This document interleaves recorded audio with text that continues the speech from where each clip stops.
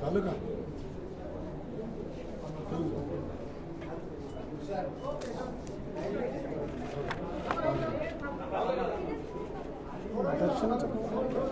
दर्शनाचं गाव कोणतं? कोपरगावचं.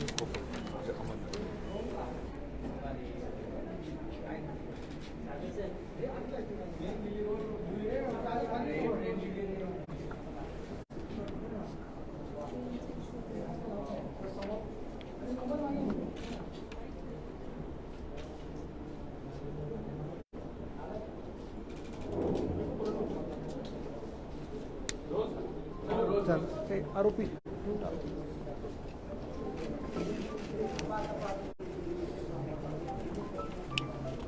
पण गुन्हा कधी दाखल केला? 18 नाही, गुन्हा 19 दाखल केला. 18ला बॉडी सापडली आणि 19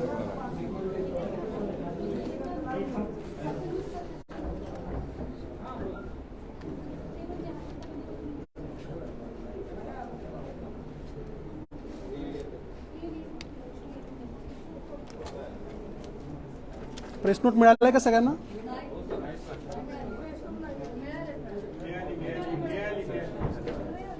ठीक, ओके.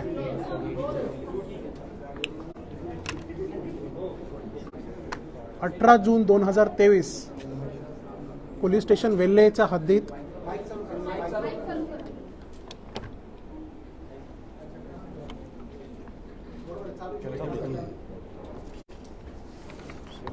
चालू दिनांक 18 जून 2023 रोजी पोलीस स्टेशन वेल्हेच्या हद्दीत आपल्याला एक डेड बॉडी सापडली होती गुंजवणे गावाच्या इथं. त्या डेड बॉडीचा रितसर पंचनामा करून आम्ही एक एडी दाखल केली होती. पोस्टमॉर्टमच्या प्रिलिमिनरी रिपोर्टवरती 19 तारखेला शरीरावर जखम असल्यामुळे आम्ही मर्डरचा एक गुन्हा दाखल केला होता. कलम 302, 201 IPC चा समावेश त्यामध्ये करण्यात आला होता. त्या डेड बॉडीची ओळख पडली. त्याचं नाव दर्शना दत्तू पवार, वय 26 वर्ष असं निष्पन्न झालं. आणि परिस्थितीजन्य पुरावे आणि काही प्रत्यक्षदर्शी साक्षीदार यांच्या सांगण्यावरून ह्या गुन्ह्याचा मुख्य संशयित आरोपी राहुल हंडोरे, वय 28 वर्ष हे आहेत असं निष्पन्न झालं. राहुल हा सापडत नव्हता, कोणाशीही कॉन्टॅक्टमध्ये नव्हतं आणि घटना झाल्यापासून तो फरार होता. नाव निष्पन्न झाल्यानंतर आपण आपल्या LCBचे आणि पोलीस स्टेशनचे वेगवेगळे पथक बनवलेत आणि शेवटी त्याला काल रात्री उशिरा मुंबईवरून अंधेरी रेल्वे स्टेशनवरून त्याला ताब्यात घेण्यात आलेली आहे. त्याला अटक करण्यात आलेली आहे. त्यांना गुन्ह्याची कबुली पण दिलेली आहेत. या गुन्ह्याचा पुढचा तपास SDPO हवेली हे करीत आहे. यांनी हा गुन्हा नेमका कसा केला, पूर्ण सिक्वेन्स ऑफ इव्हेंट्स काय होते, याच्या पाठीमागचा हेतू काय होता, मोटिव्ह काय होतं, हे सगळ्या गोष्टी इंट्रोगेशनमध्ये क्लिअर होईल. आज ह्या आरोपीला आम्ही माननीय न्यायालयाच्या समोर हजर करणार आणि पोलीस कस्टडीची मागणी करणार. पोलीस कस्टडी मिळाल्यानंतर ह्याचा डिटेल्ड इंट्रोगेशन केल्यानंतर ह्या गुन्ह्याचे बाकीचे फॅक्ट्स समोर येणार.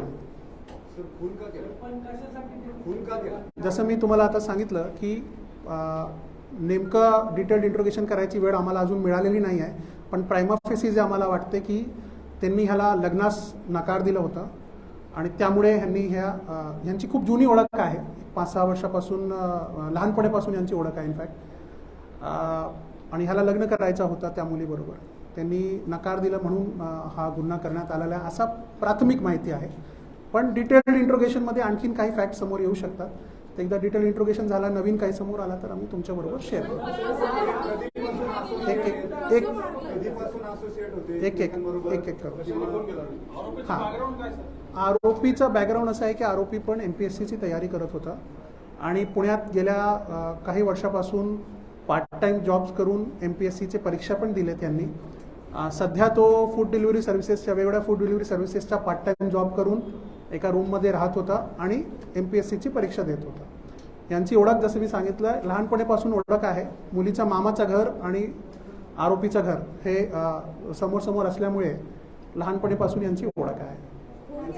संबंध होते का त्यात काही त्यांच्या आधी काही नंतर डिस्प्यूट झालं आणि पुन्हा आता पोस्ट काढल्यानंतर त्यांनी लग्नाचे प्रपोजल दिलं असं काही आहे? ते आता सध्या नाही सांगता येणार मला, पण ह्यांची ओळख होती आधीपासून एवढं मी तुम्हाला सांगू शकतो.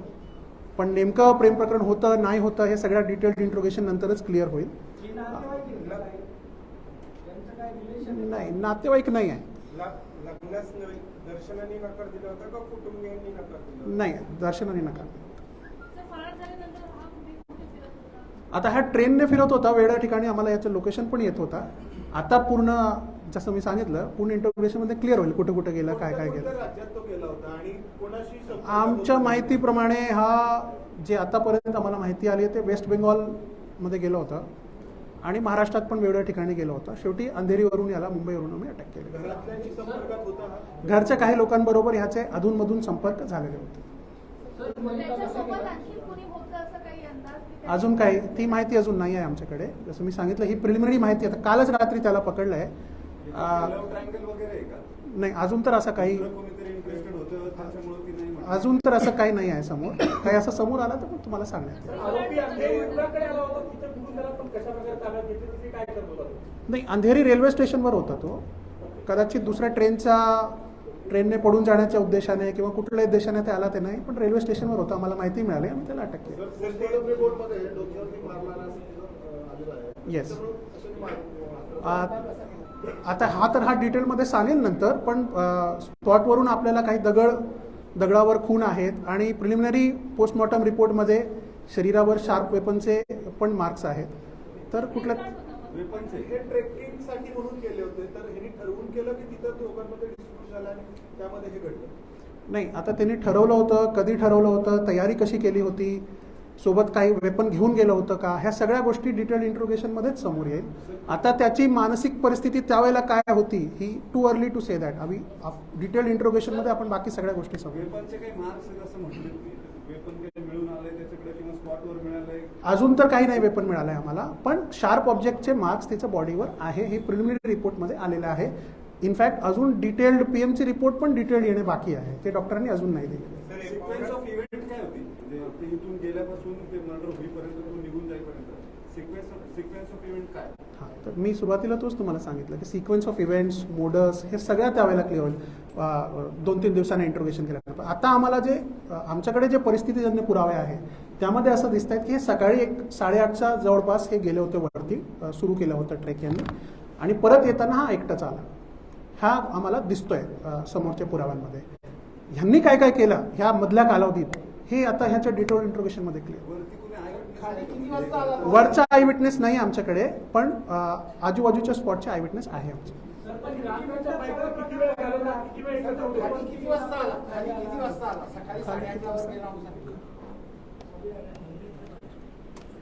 9:45चा टायमिंग आहे. टाइम स्टॅम्प CCTV 9:45 सकाळी. 9:11 9:11ला परत आलाय. ना 8:30 ते 9:11. नाही, मोटरसायकल नाही सीज आहे अजून काही. काय म्हणताय? नाही ना, मिळाली नाही म्हणजे सीज नाही ना.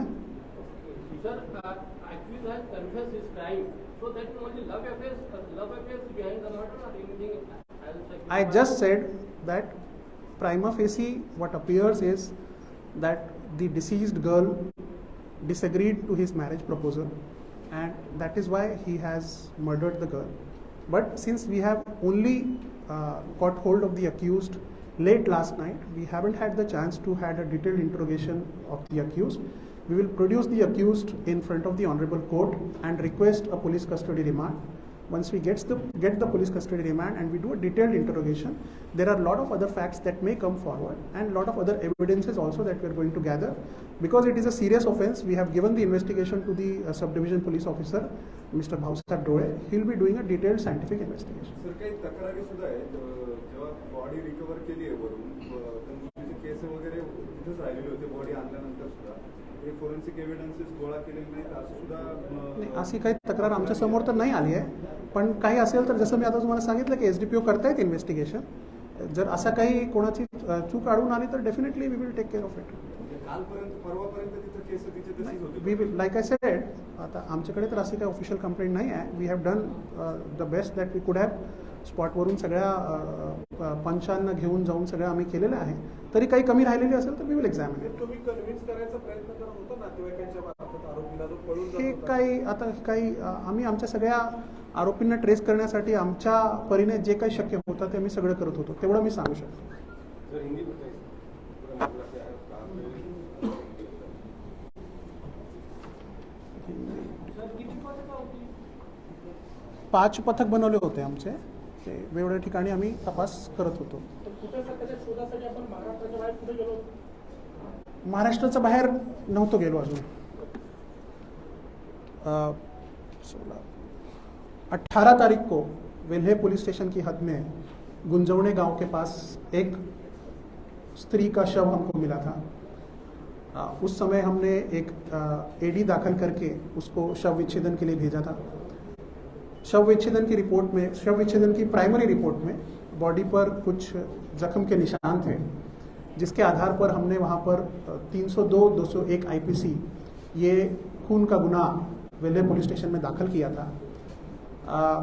उस लड़की की पहचान दर्शना दत्तू पवार वय 26 वर्ष ऐसी उसकी पहचान हुई थी.